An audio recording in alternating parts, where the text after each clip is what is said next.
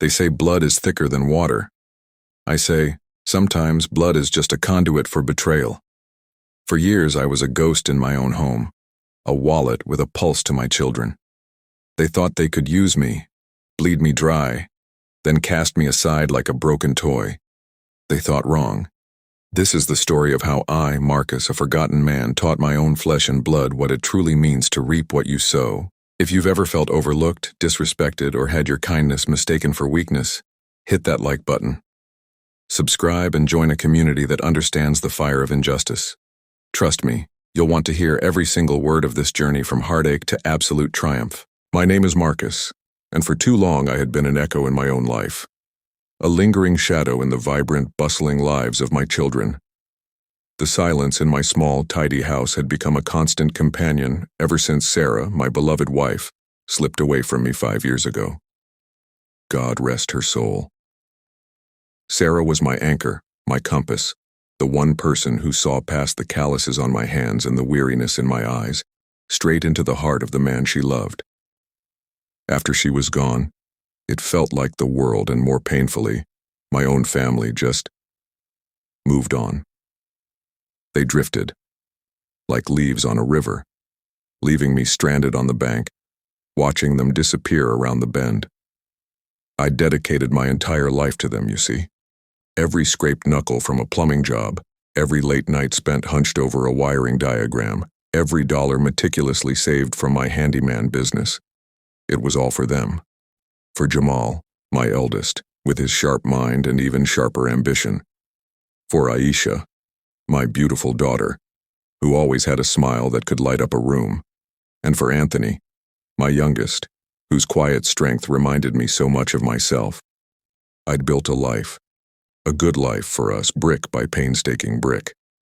I'd sacrificed, I'd provided, I'd loved with an open, unwavering heart. And in return I got distance. Polite phone calls that felt more like obligations than genuine connection. Forgotten birthdays, empty chairs at holiday dinners. The ache of that neglect, it was a dull, constant throb beneath my ribs, a reminder of what I had lost and what I apparently no longer had. Then the phone rang. It was Jamal. His voice, usually so measured, was practically bubbling over with an excitement I hadn't heard directed at me in years. He was inviting me on a lavish family holiday. A big trip. Everyone was going. A beautiful coastal hotel, 5 suites, ocean views. He painted a picture of sun-drenched days, laughter echoing by the pool, shared meals, and, most importantly, family. My family. He talked about making memories, about getting back to how we used to be. A warmth, unfamiliar and thrilling, spread through my chest. It felt like the sun breaking through a long, gray winter sky. Finally, I thought, they remember me. Finally, after all this time, they want their old man back in the fold. The loneliness that had become such a familiar garment began to shed itself, piece by piece. A silly, hopeful grin stretched across my face. I was over the moon, giddy even. Like a young man again with the promise of a bright future laid out before him. "Of course, son," I'd said, my voice thick with emotion, a slight tremor I hoped he didn't notice. "That sounds wonderful." Jamal's excitement seemed to amplify. "Wonderful indeed, Dad. We were hoping, well, with your business doing so well, we thought maybe you could cover the costs. Just for the accommodation, of course. It's a bit steep for all of us individually." The request, coming right after the heartfelt invitation, pricked at my newfound joy. A tiny, almost imperceptible pinprick. But I quickly dismissed it. This was family. This was my chance to show them one last time how much they meant to me. This was my investment in belonging, in reclaiming my place. $4,200. It was a substantial sum, a significant chunk of my life savings. Every dollar I'd scraped together from my handyman business over the last decade. But for this? For the promise of feeling like part of the family again? It was a small price to pay. I even did something I swore I'd never do. Sarah's old wedding ring, a small, elegant diamond, It had sat in my safe ever since she passed, a silent, glittering testament to our enduring love. I'd held on to it like a lifeline, a tangible piece of her I could still touch. But in my desperate eagerness to fund this dream of reconnection, to cement my place, I pawned it. I told myself she'd understand, that she'd want me to find happiness, to be with our children, that she'd see it as a sacrifice for a greater good, the restoration of our family. The cold, sterile transaction at the pawn shop felt like a betrayal, a tearing of the last thread connecting me to her. But the imagined warmth of my children's embrace quickly overshadowed the pang of guilt. $4,200 for 5 family suites at a beautiful coastal hotel. It was worth it, I figured, to feel like Marcus again, to feel like Dad again. The weeks leading up to the trip were a blur of nervous anticipation. I packed and repacked my suitcase, bought new swim shorts, even got a fresh haircut. I imagined us all together, sharing stories, laughing around a dinner table, perhaps even a quiet moment with Jamal or Aisha, truly connecting, reminiscing about Sarah. My heart swelled with a cautious optimism, a fragile hope I hadn't dared to entertain in years. We arrived at the resort, a sprawling, elegant place with whitewashed walls, terracotta roofs, and the distant murmur of the ocean. It was exactly as Jamal had described, even grander. My chest puffed out with a quiet pride, knowing I had provided this beautiful backdrop for our reunion. I checked us all in, the process surprisingly smooth given the number of suites. The hotel manager, a sharp, impeccably dressed woman named Ms. Evans, was particularly attentive, noting that I was the sole reservation holder and confirming all the details with a professional smile. The first day was strained. Not quite the idyllic picture I'd painted in my mind. Everyone seemed preoccupied, darting off in different directions. Jamal was constantly on his phone, muttering about work. Aisha was glued to her mirror, perfecting her look for dinner. Anthony was aloof, listening to music through headphones. Tiffany, Jamal's wife, a woman whose sweetness always felt a little practiced, kept her distance, offering only quick, dismissive smiles. My grandchildren, Nia and little Jamal, were the only ones who seemed genuinely pleased to see me, their bright young faces a momentary balm to my simmering unease. That unease, that nagging whisper in the back of my mind, began to amplify as the day wore on. It was late afternoon. I'd just come back from a solitary walk along the beach, the salty air doing little to clear the growing confusion in my head. My hope was curdling, turning into a cold, hard knot of heartbreak and anger. The laughter I'd envisioned? It was there, but it was laughter I wasn't part of. The conversations? They hushed when I approached. I felt the familiar cloak of invisibility settling over me once more, heavier this time, because I had paid so dearly to shed it. I was walking past the patio outside what was supposed to be one of the shared family lounges, a space I'd imagined us all occupying together. The sliding glass door was ajar and voices drifted out. Tiffany's voice, specifically. Light, airy, but with an underlying current of something I couldn't quite place. I paused, my hand on the cool metal of the door frame, ready to push it open, ready to offer a jovial greeting. But then I heard her say it. Finally, she giggled, free of the burden. My blood ran cold. The words hung in the air, chilling me to the bone. Burden? Was she talking about me? A wave of nausea washed over me, a sickening lurch in my stomach. I pulled back, my heart pounding a frantic rhythm against my ribs. I couldn't face them, not right then, not with that question screaming in my mind. I retreated to my own suite, the one small haven I had carved out for myself. I sat on the edge of the bed, the plush mattress feeling like a bed of nails beneath me. My mind raced, replaying every distant glance, every hushed conversation, every time I'd been left out of an impromptu plan. It wasn't just my imagination. Something was profoundly wrong. The dream I'd invested my very soul into, it was a mirage, Later that evening, the truth in its brutal, unforgiving clarity found me. Nia, my granddaughter, bless her innocent heart, came knocking on my door. She was a sweet, perceptive girl, maybe 8 or 9 years old, with eyes that saw more than most adults. She held a tablet in her hands, her brow furrowed with a child's earnest concern. "Grandpa Marcus," she said, her voice soft, almost a whisper, "look at this." She showed me this secret family group chat. It was called Drama-Free Vacation. The name alone was a punch to the gut. Drama-free. Was I the drama? Was my very presence a source of inconvenience? My hands trembled as I took the tablet, the cold metal a stark contrast to the burning rage beginning to ignite within me. The messages, they hit me like a ton of bricks. Each word, a sharp, precise blow to my already bruised heart. "Can you believe Dad fell for it? He's paying for everything." That was Jamal. A triumphant emoji followed, a grinning face with dollar signs for eyes. "Just make sure he doesn't get too clingy. We're here to relax, not babysit." Aisha. Her words, so casual, so cruel. "Don't worry, Tiffany and I have a plan. He'll be too busy admiring the scenery to notice we're ignoring him." Anthony. A laugh emoji, a simple, dismissive laugh at my expense. And then, the kicker, the message that turned my heartbreak into a roaring inferno, melting away every last vestige of my former self, leaving only a white-hot core of fury. "And at the end, we'll just dispute the charges. He's got good credit. They'll refund us. Free vacation, courtesy of clueless Dad. Tiffany," followed by a string of celebratory emojis. My children only invited me to pay.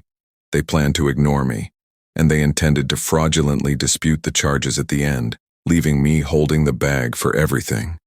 Not just the $4,200 for the hotel, but the pawned ring, the emotional investment, the shredded hope.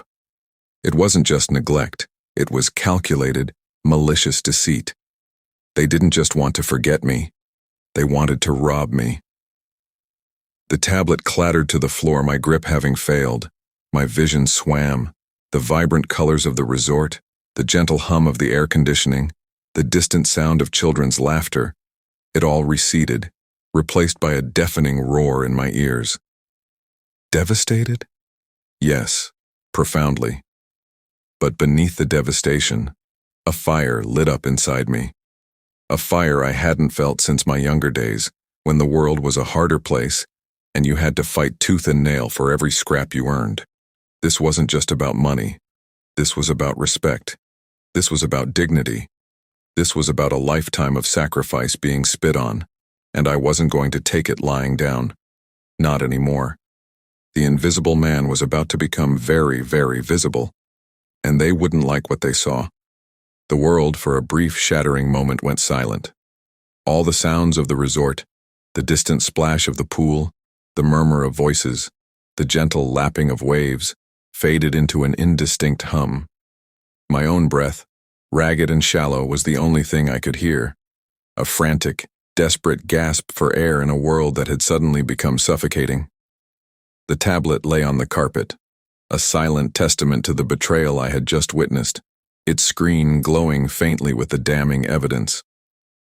My hands, usually steady and capable from years of intricate repairs, trembled violently, refusing to obey. The raw pain of it was a physical blow, a sharp, searing ache in my chest that stole the breath from my lungs. It was more than just the money, more than the calculated deceit. It was the shattering of a fragile hope I hadn't even realized I was clinging to. The hope that, despite the years of distance, despite the polite neglect, my children still loved me, still valued me, still saw me as their father. The pawned ring, the symbol of Sarah's enduring love, had been sacrificed for this mirage, and the thought twisted a knife in my gut. I had told myself she'd understand, that she'd want me to be happy, but now all I felt was a profound sense of shame, a deep, bitter regret.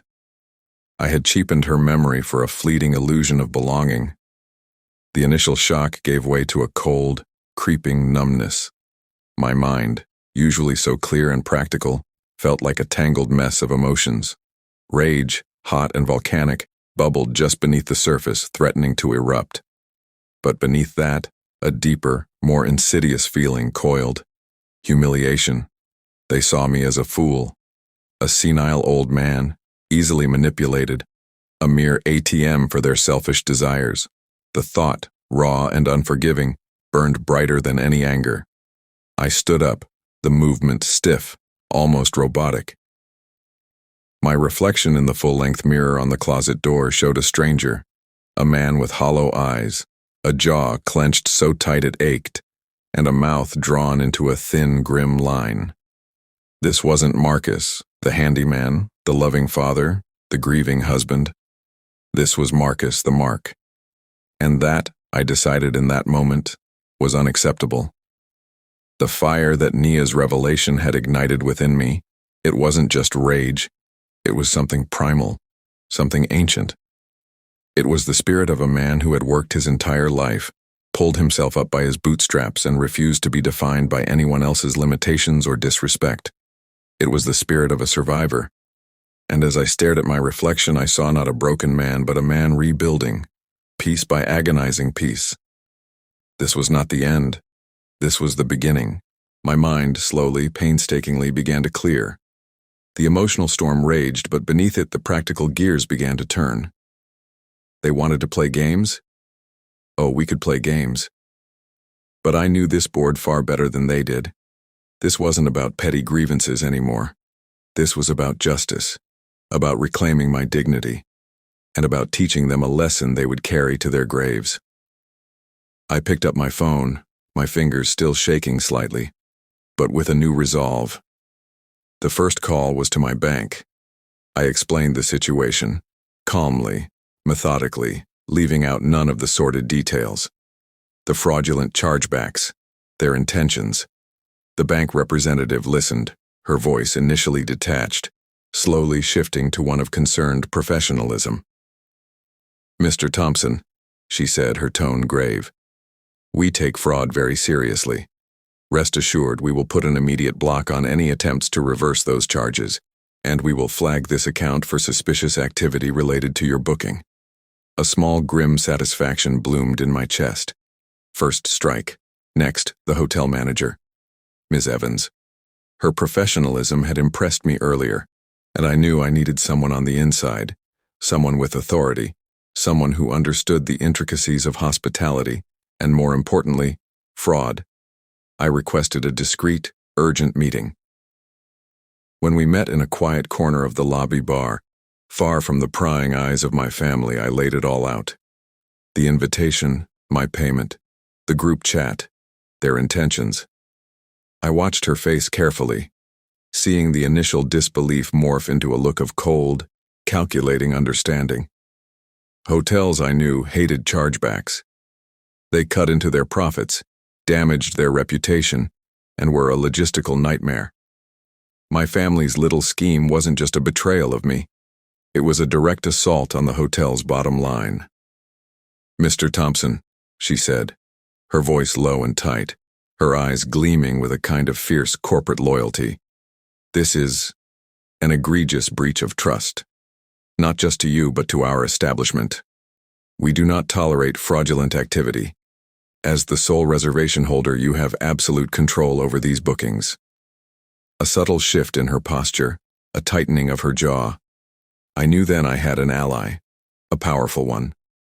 We spoke for a long time, planning, strategizing. The details, the timing, the sequence of events. Each point we covered, each potential loophole we closed, felt like a tightening noose around their elaborate, deceitful plan. And just for good measure, I called my lawyer, Brenda Jenkins, a no-nonsense sister, sharp as a tack, with a reputation for being relentless when it came to defending her clients. I'd known Brenda for years. She handled the legalities for my business. I outlined the situation to her, the elder abuse, the attempted fraud, the psychological torment. Brenda listened without interruption, her silence more potent than any exclamation. "Marcus," she finally said, her voice a low rumble, "this isn't just about money. This is about family dynamics gone toxic. This is about disrespect and exploitation. We have a clear case here for elder abuse and intent to defraud. Keep documenting everything. Do not confront them yet. Let them make the first move, and then we'll move with precision." Her words were a balm to my soul, a legal shield against the emotional wounds they had inflicted.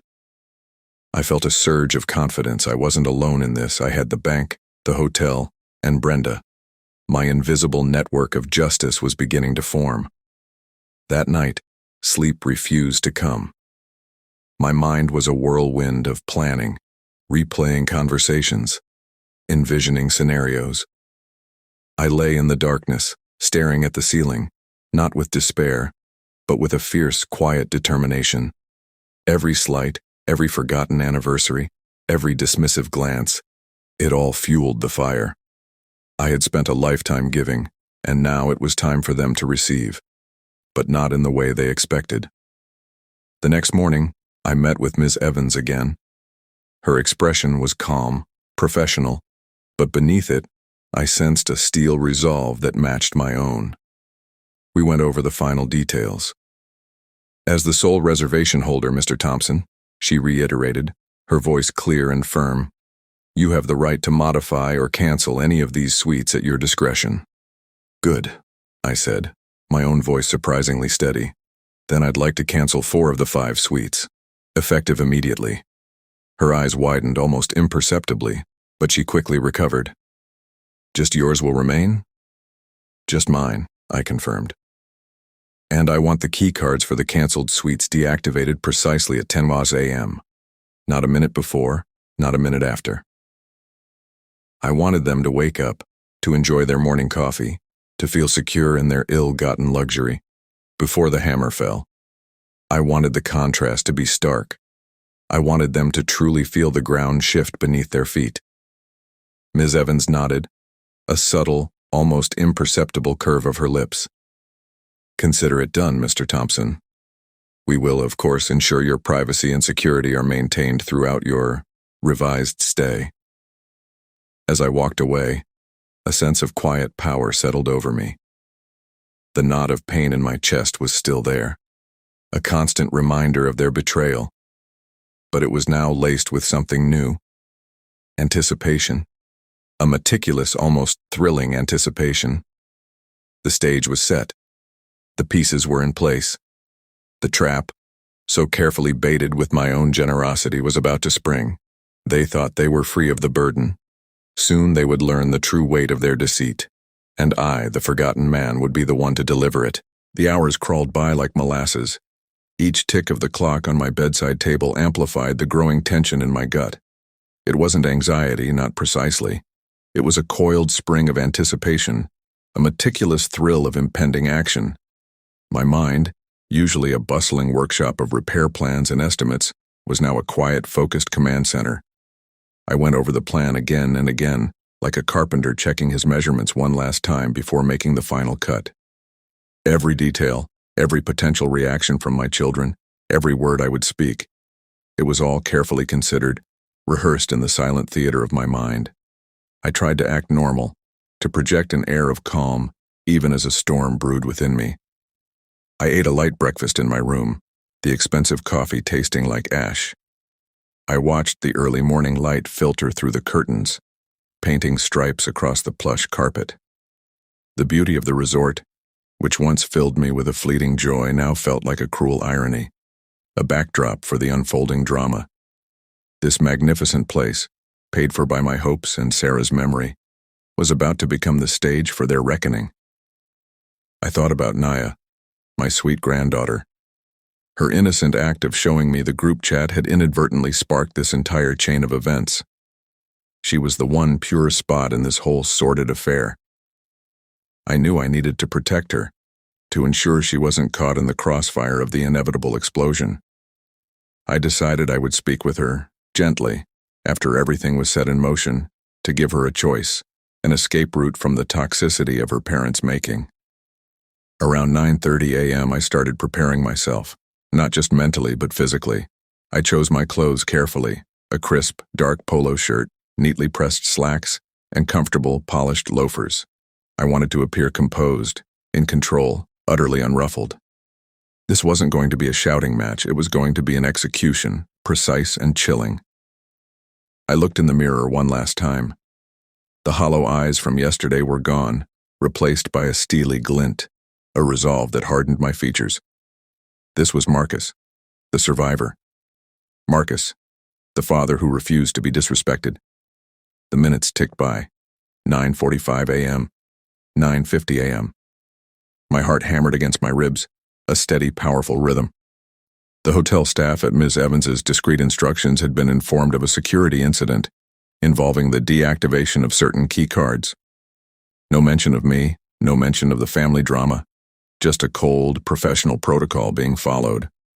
The anonymity of it all was strangely empowering. At precisely 10 a.m. it began.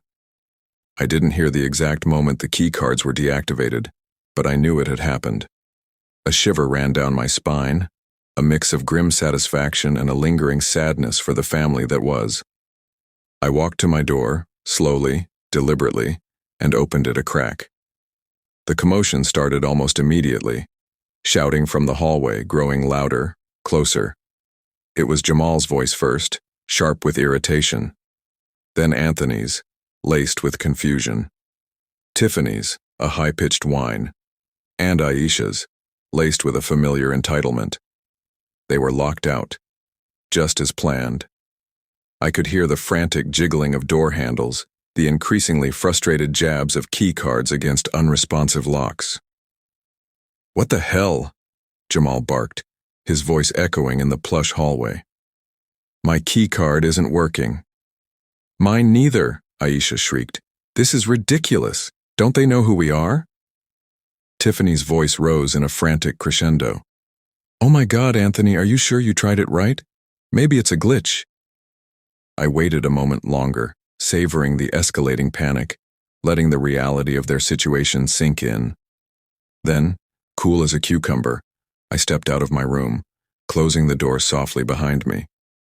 My presence in the hallway, so calm and collected amidst their escalating chaos, seemed to freeze them mid-rant. 4 pairs of eyes, wide with a mixture of confusion and dawning horror, swiveled to me. Jamal, Anthony, Tiffany, and Aisha. They were standing there, bewildered, their luxury vacation abruptly interrupted. "Problem, kids?" I asked, my voice steady, betraying no hint of the tremor that vibrated deep within me. The question, so casual, so loaded, hung in the air between us, thicker than the humid coastal breeze. Jamal, ever the first to recover his composure, albeit shakily, managed to stammer. "Dad, what are you doing out here? Our keys aren't working. Do you know what's going on?" He looked genuinely perplexed, a mask of innocent frustration that almost made me falter. But then I remembered the group chat, the word clueless, the dollar signs in his emoji eyes. I allowed myself a small, sardonic smile. "Oh, I know exactly what's going on, Jamal." I paused, letting my gaze sweep over each of their faces, holding eye contact for a moment longer with Tiffany, whose carefully constructed pleasantness was finally beginning to crack, revealing the calculating woman beneath. In fact, I arranged it. The words landed like a bomb. Their faces, already pale with frustration, drained of all color. Their eyes darted from me to their locked doors, then back to me, a sudden, terrifying understanding dawning in their expressions. "What are you talking about, Dad?" Aisha demanded, her voice rising, losing its usual cultivated sweetness. "This isn't funny." "Oh, I assure you, Aisha," I said, my voice dangerously low. "I'm not laughing." I took a step closer, my presence commanding, an authority they hadn't seen from me in years. "Let me lay it all out for you, since apparently your little drama-free vacation group chat wasn't quite as private as you thought." Their eyes widened further, a collective gasp escaping their lips. Tiffany's hand flew to her mouth, her eyes darting nervously towards Jamal, then back to me. Anthony looked like a deer caught in headlights. Jamal's jaw clenched, his bravado rapidly dissolving into a furious, panicked glare. "I know everything," I continued, my voice gaining strength, each word a hammer blow. "I know you only invited me to pay for this little escapade. I know you planned to ignore me, to treat me like a burden, a walking ATM. And I know about your little scheme to fraudulently dispute the charges at the end, leaving me, your clueless dad, holding the bag for everything. The silence that followed was deafening, thick with shame and disbelief. They were caught, red-handed, their elaborate, cruel deception laid bare under the harsh light of truth. Jamal finally found his voice, a raw, furious whisper. Nia. She told you, didn't she? That little brat. My eyes narrowed. Don't you dare talk about your daughter that way. She has more integrity in her pinky finger than all four of you combined. I shook my head slowly, the disappointment a bitter taste in my mouth, but it was now overshadowed by a cold, righteous anger. I gave you my life savings. I even pawned your mother's wedding ring to pay for this, thinking it would buy me back a place in my own family. And you plotted to rob me, to humiliate me, to cast me aside after draining me dry. Tiffany, ever the manipulator, tried to play the victim. Marcus, darling, you're misunderstanding. It was just a joke. We would never really... I cut her off, my voice sharp, like the snap of a whip. Don't insult my intelligence, Tiffany. I have the screenshots. The bank has been notified. The hotel manager, Ms. Evans, is fully aware of your intentions and has already put a stop to any fraudulent chargeback attempts. I watched the color drain from her face, her carefully constructed facade crumbling into a terrified mess. So, I continued, taking another step back, surveying them with a gaze that held no warmth, no affection, only judgment. Here's how this is going to go. You have two options. Option 1. You pack your bags, leave these rooms, and find your own way home. Now, without a single cent from me. Your reservation is canceled. Your key cards are useless. You have exactly 1 hour to vacate the premises before hotel security escorts you out. Anthony, who had been silent, finally spoke, his voice trembling. And option 2, Dad?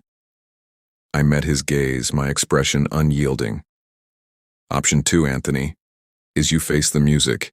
Ms. Brenda Jenkins, my lawyer, is already drawing up papers for elder abuse and intent to defraud. I have all the evidence. And trust me, facing a legal battle, having your names dragged through court, potentially losing your jobs and reputations over this, it will be a much louder, much less pleasant tune than simply packing your bags. Aisha burst into tears, real tears this time, not the performative ones she used to deploy as a child. Dad, please, you can't do this. We're your children. My children, I scoffed, a bitter laugh escaping my lips. My children abandoned me. My children saw me as a wallet, not a father. My children plotted to steal from me. You lost the right to call yourselves my children when you named that group chat drama-free vacation and plotted my downfall. They tried everything. Pleas, accusations, calling me heartless, unfeeling, cruel. Jamal raged, his face red with a mixture of anger and panic. Tiffany sobbed dramatically, clutching at Jamal's arm. Aisha pleaded, her voice cracking. Anthony stood stoically, his face a mask of defeat, realizing the depth of the hole they had dug for themselves. But I stood firm, unyielding. Every tear, every accusation, every desperate plea simply bounced off the impenetrable wall of my resolve. They had made their bed, and now they would lie in it. Or rather, stand in the hallway outside it. Then a small, soft voice cut through the cacophony. Grandpa Marcus? It was Nia. She had emerged from one of the suites, drawn by the commotion. Her eyes, usually so bright, were wide with fear and confusion, darting between me and her distraught parents. I knelt down, bringing myself to her level, my voice softening instantly. Yes, sweet pea? She walked directly to me, ignoring her parents' outstretched hands, and wrapped her small arms tightly around my waist. I want to stay with you, Grandpa. I don't want to go with them. And that was all I needed. Her innocent choice, her unwavering trust, was a balm to my wounded soul. It was a reaffirmation that not all blood was tainted. It was a sign that, even in this wasteland of betrayal, there was still something pure, something worth fighting for. I gently hugged her back, stroking her hair. "Of course, baby girl. Of course you're staying with me." I looked up, my gaze sweeping over my children one last time. There was no longer anger in my eyes, only a profound, heartbreaking finality. "This is your 1-hour warning. Make your choice." Without another word, Nia and I walked back into my suite, leaving them stranded in the hallway, their voices fading into desperate murmurs as the door clicked shut behind us. The execution was complete. The fallout, however, had only just begun. The click of the lock behind us was a soft, definitive sound, a punctuation mark at the end of a long, painful chapter. Nia, her small hand firmly clasped in mine, looked up at me, her eyes still a little wide, but with a trusting calm. She was a beacon, a small, bright flame in the wreckage of my family. Her simple act of choosing me, of physically clinging to me amidst the chaos of her parents' undoing, had cemented my resolve and filled me with a warmth I hadn't felt in years. "Grandpa, are they going to be okay?" she asked, her voice a tiny whisper, filled with a child's lingering worry. I knelt down, gently brushing a strand of hair from her face. "They made some very poor choices, sweet pea. And sometimes when people make poor choices, they have to face the consequences. But you," I squeezed her hand, "you made a very good choice, and you're going to be more than okay." I didn't sugarcoat it, but I offered her comfort, a sense of security her own parents had so carelessly shattered. The next hour was a blur of quiet efficiency. Nia and I packed our bags. I made a quick, discreet call to Ms. Evans, informing her of Nia's decision and our intent to check out and move to another hotel down the coast. She assured me that arrangements would be made, my privacy maintained, and that hotel security was already monitoring the situation in the hallway to ensure my children vacated the premises peacefully. As we prepared to leave, I could still hear faint shouts, muffled sobs, and the occasional bang against a door from the hallway. They were still out there, reeling, grasping at straws. The sounds, once heartbreaking, now felt distant, like echoes from a life I was actively leaving behind. The pain was still a dull throb, a phantom limb of a family I had once cherished, but it was overshadowed by a powerful sense of liberation, a profound, almost exhilarating freedom. At the designated time, Nia and I emerged from my suite. The hallway was empty. My children had gone. Perhaps they'd finally given up, or perhaps security had gently but firmly ushered them out. The silence was palpable, a stark contrast to the earlier cacophony. I felt a slight tremor in my hands, a nervous energy dissipating, replaced by a quiet triumph. We walked through the opulent lobby, Nia clutching a small stuffed animal, her head occasionally turning to glance at the bustling scene. The staff, at Ms. Evans's instructions, treated us with an almost reverential politeness, discreetly assisting with our luggage. As we passed the reception desk, Ms. Evans herself emerged, her expression professional, but with a subtle nod of understanding and respect. "Everything is in order, Mr. Thompson," she said, her voice low. "Your new reservation is confirmed at the Azure Palms Resort, just 10 minutes down the road. And as for your former companions, they have indeed vacated the premises. We'll handle the rest."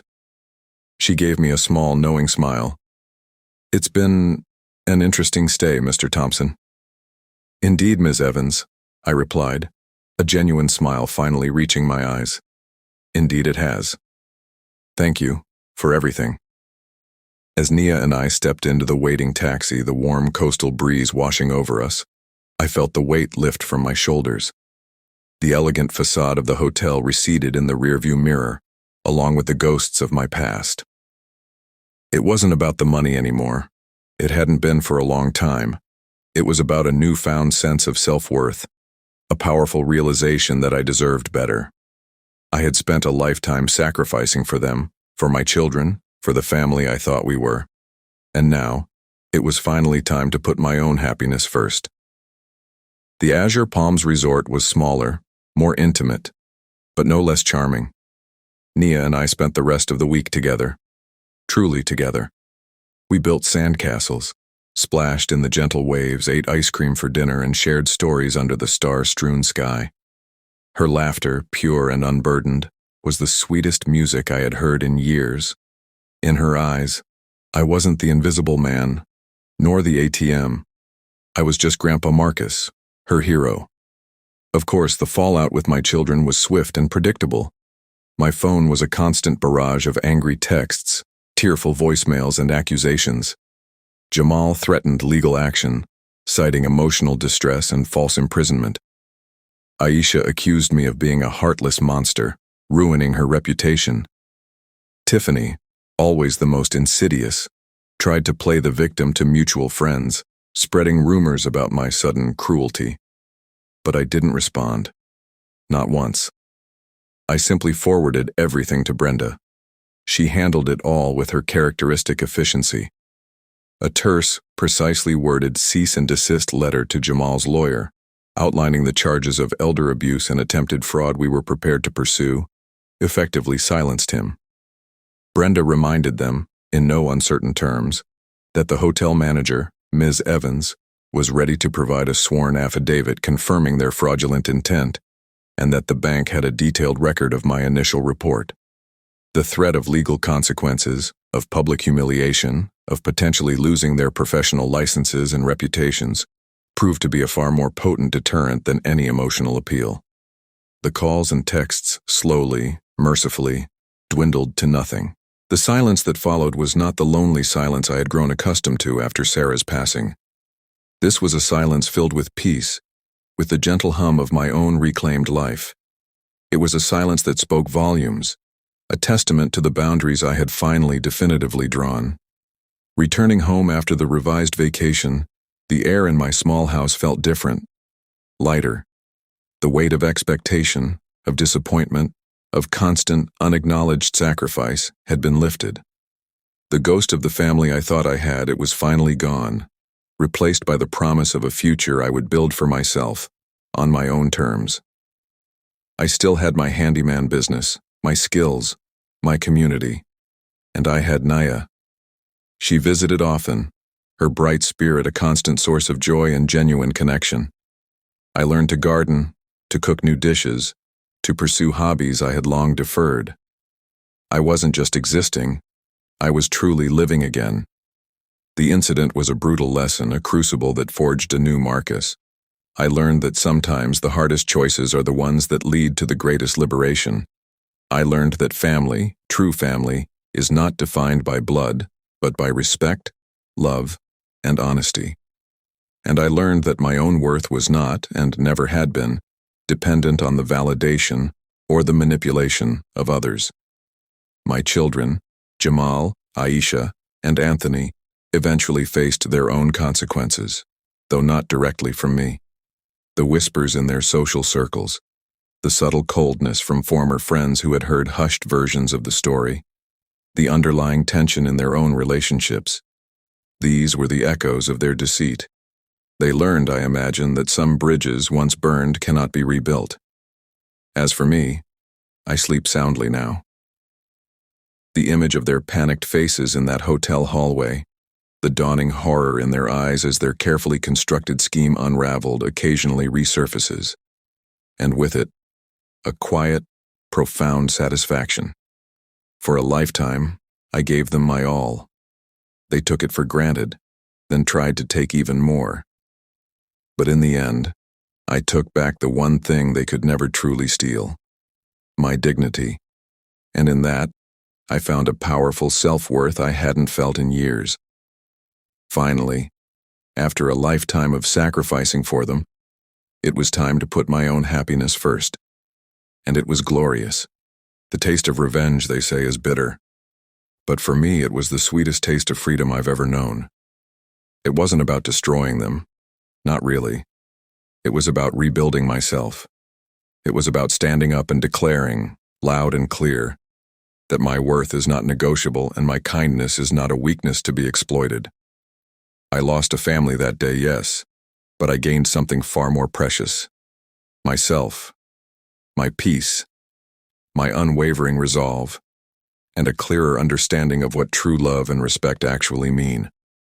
I found that true strength isn't about how much you can give, but about knowing when to stop giving and when to start taking care of the one person who matters most: yourself. If Marcus's journey resonated with you, if you've ever found the courage to reclaim your power from those who tried to diminish you, share your thoughts in the comments below. Hit that like button, subscribe, and let us know. What does justice mean to you? Stay strong, stay vigilant, and never let anyone dim your light. Until next time, remember, your worth is absolute.